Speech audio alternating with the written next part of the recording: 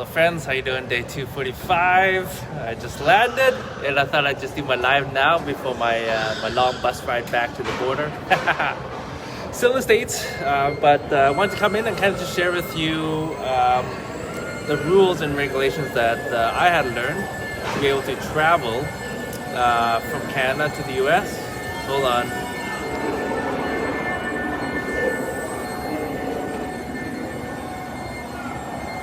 All right. Sorry about that. So yeah, just coming in. So if anybody actually is considering going to travel, if you're anything like me, a lot of the rules and regulations were quite confusing. Let's say that. And so for me, it kind of made me freeze, to be honest. Wasn't sure, do I go, do I not? But once I actually learned the rules and regulations, it was actually quite simple. And so now that I've done it, I thought I'd just share with you, just in case you're thinking of going a little bit of traveling. Obviously, the Canadian government doesn't want us to travel right now. They want to deter it, and so there's lots of different rules. Okay, so first off, Canada and the US both are actually open with restrictions. Okay, certain states in the US are actually closed, including California and Kansas right now. And there might be one more, but in general, it's all open, but there's some restrictions. And so for me, being a Canadian traveling into the US, what I had to do was get a COVID test done within 3 days of traveling, and I had to have a negative test. As long as you have a negative test, then you're allowed to actually fly into the US. So that rule is actually for travelers going into the US. Land borders are still closed currently. For US and Canada, I think only essential business or special family stuff, then you can. And then for to come back, okay, so I got my COVID test right at the airport. So I just booked it the same day. I went there a few hours earlier just to make sure. It's a rapid test, got my result within half an hour. It's really, really quick. It was about $135 plus tax. You can actually get one at other places like downtown, what have you. It'd save $20, but I figured might as well just get it at the airport. It's convenient. I'm gonna be there anyway, so. And then, so now that I'm coming back, what I need to do was, again, similar. I need a negative COVID test. And the crazy thing down here is that you can actually go anywhere and get a free test. Not anywhere, sorry.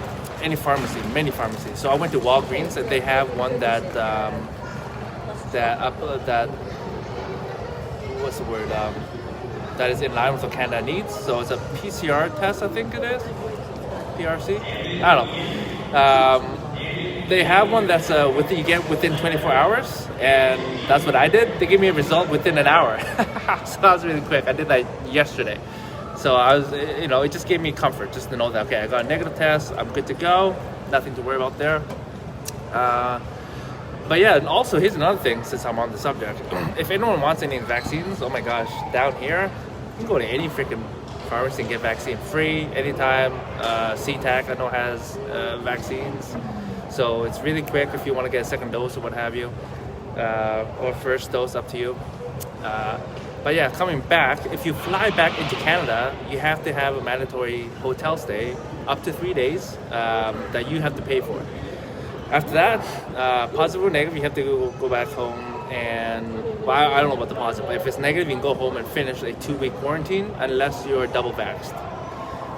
However, I believe I just saw an article saying that the hotel stay is no longer mandatory starting August 9th, I think, so in less than a week. So, but to bypass that right now, you can actually go across the border by foot. So walk across, that way you can bypass the hotel stay, just go straight home or wherever you're supposed to quarantine and stay there for 2 weeks. And so my friends did that, and guess what? They actually do check up on you.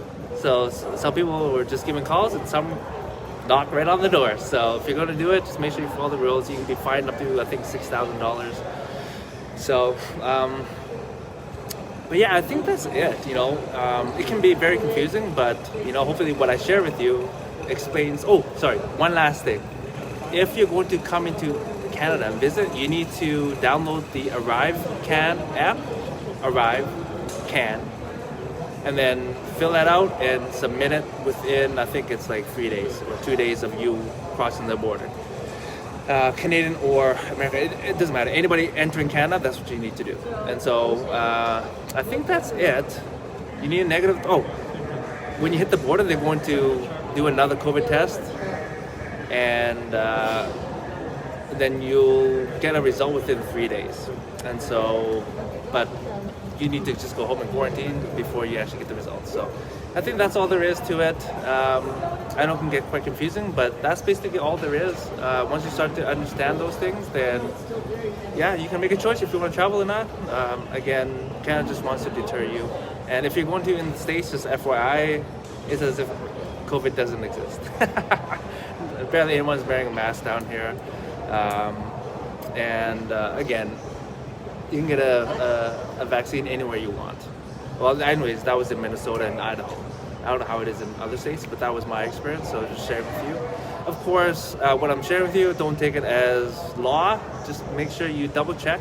I actually went to the Walgreens and asked the girl like 3 times at the pharmacy, "Is this the right test to get me home?" She said yes. And so again, just double check for yourself. I'm just sharing some simple things that hopefully simplify a little bit for you if you're considering traveling. So anyway, I should probably get ready, have a quick bite before I jump on my long bus ride back to the border. But man, had a great time. I'm so stoked to get back as well, get back to the routine, especially since I have to quarantine for 2 weeks. So I'm a little bit of a lockdown, but after that, oh my gosh, come on baby, let's go. Love you all. I'll talk to you soon. Ciao.